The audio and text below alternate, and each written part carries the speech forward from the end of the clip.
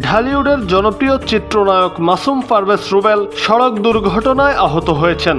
দুর্ঘটনায় রুবেল ছাড়াও আরও ৮ জন আহত হন। আর শনিবার মাদারীপুরে এই দুর্ঘটনার কবলে পড়েন তারা। বিষয়টি নিশ্চিত করেছেন মাদারীপুর জেলা ফায়ার সার্ভিসের ইন্সপেক্টর ওহিদুজ্জামান। দুর্ঘটনায় রুবেলের ব্যবহৃত গাড়িটি দুমড়ে মুচড়ে গেছে। বর্তমানে রুবেল মাদারীপুর সদর হাসপাতালে চিকিৎসাধীন অবস্থায় আছেন। সামাজিক যোগাযোগ মাধ্যম সূত্রে জানা গেছে, একটি ক্লাবের উদ্বোধন করার জন্য চিত্রনায়ক রুবেল ও তার সহযোগীরা ওই পথ দিয়ে যাচ্ছিলেন। পথে মাদারীপুর এলাকায় এলে একটি বাস তাদের গাড়িটিকে চাপা দেয়।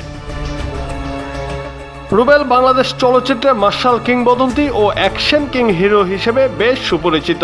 তিনি প্রায় 2 শতাধিক চলচ্চিত্রে অভিনয় করেছেন। তার উল্লেখযোগ্য চলচ্চিত্রগুলো হলো উত্থান পতন, উদ্ধার, বীরপুরুষ, বজ্রমুষ্টি ও ভণ্ড। জুনায়েদ আহমেদ, বাংলা টিভি।